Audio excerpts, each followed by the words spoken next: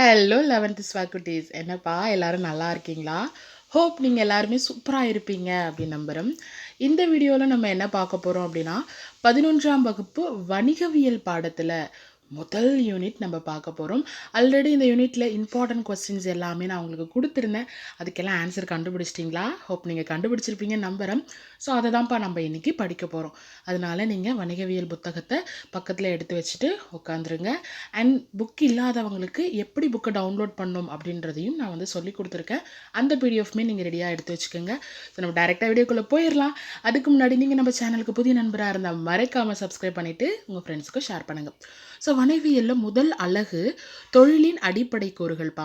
அத்தியாயம் 1 இந்திய துணைக்கண்டத்தின் வாணிக வரலாற்று பின்னணி. நம்ம இதில் ஃபுல்லாகவே என்ன படிக்க போகிறோம்னா வாணிகம் சார்ந்து தான்ப்பா படிக்க போகிறோம். எஸ்பெஷலி இந்த யூனிட்டில் பாண்டியர்கள் பற்றி அதிகமாக சொல்லியிருப்பாங்கப்பா. அதனால் இந்த யூனிட்டில் பெரும்பான்மை ஏதாவது ஒன் வேர்டு எது கேட்டாலுமே பாண்டியர்கள் வந்து அதிகமாக கேட்குற மாதிரி இருக்கும். அதனால் நீங்கள் வந்து உங்களுக்கு விடை தெரியல அப்படின்னாலுமே பாண்டியம் சார்ந்து வந்தால் டிக் பண்ணிடுங்க, சரிங்களா? இப்போ நம்ம டேரெக்டாக சரியான விடையை தேர்ந்தெடுத்து எழுதுக்கு போயிடலாம். ஃபர்ஸ்ட் கொஸ்டின் என்ன கேட்டிருக்காங்கன்னு பார்த்தீங்கன்னா, பொருட்கள் விற்பனை செய்யும் இடத்திற்கு டேஷ் என்று பெயர். ஸோ நம்ம என்ன பண்ணிடுவோம்னா, பார்த்த உடனே அங்காடி, சந்தை, நாளங்காடி, அல்லங்காடின்னு இருக்குது. ஓகே, எல்லாரும் சந்தைன்னு தானே சொல்லுவாங்க அப்படின்னு சந்தையை டிக் பண்ணுறதுக்கு வாய்ப்பு இருக்குது. ஆக்சுவலி சந்தை கிடையாது. ஆக்சுவலி அங்காடி அப்படின்னாலே நீங்கள் முதல்ல என்னன்னு தெரிஞ்சுக்கணும்.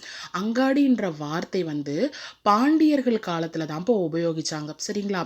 அவங்க தான் அங்காடின்றதையே வந்து சொன்னாங்க. அது என்ன ஆக்சுவலி பொருள் பார்த்தீங்கன்னா, அங்காடினா ஒரு பொருளை விற்கிற இடத்துல தான் நம்ம வந்து அங்காடின்னு சொல்கிறோம். நிறைய பொருட்கள் விற்கிறாங்கன்னா அந்த இடத்துல அந்த அங்காடி அப்படின்னு சொல்கிறோம், பார்த்தீங்களா? அதுதான் அந்த அங்காடியே வந்து நம்ம இரு வேறுபாடு, அதாவது 2 வகையாக வந்து பிரிக்கலாம். ஒன்று வந்து நாளங்காடி, ரெண்டாவது வந்து அல்லங்காடி. நாளங்காடினா என்னன்னு பார்த்தீங்கன்னா பகலில் விற்கிறதுப்பா. பகல் நேரத்தில் விற்கிறவங்க தான் நாளங்காடின்னு சொல்லுவாங்க. அல்லங்காடினா இரவு நேரத்தில் விற்கிறாங்கல்ல, அவங்கள தான் வந்து அல்லங்காடின்னு சொல்லுவாங்க. அப்போ அங்காடி, நாளங்காடி, அல்லங்காடி இது மூன்றுமே ஒரே மாதிரியான பொருள் தர்றது. சந்தைன்றது இப்போ நம்ம சொல்கிறது. ஆனால் அவங்க என்ன கேட்டிருக்காங்க, பொருட்கள் விற்பனை செய்யும் இடத்திற்கு டேஷ் என்று பொருள்.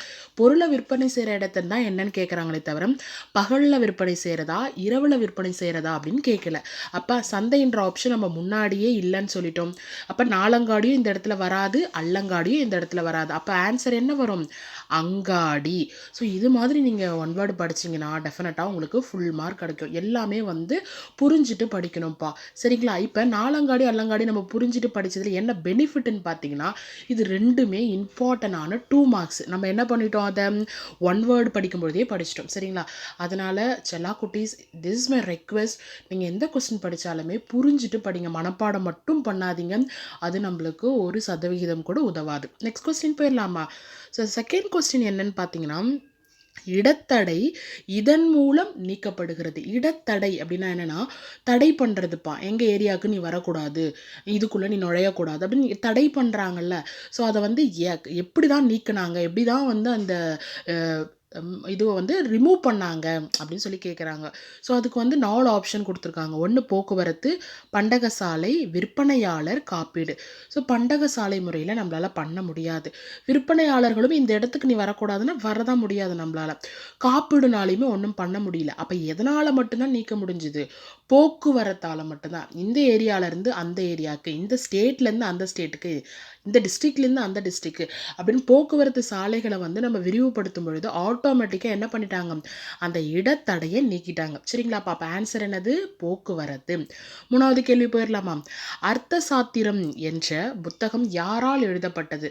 நீங்கள் அப்படியே ஆப்ஷன் பாருங்களாம்.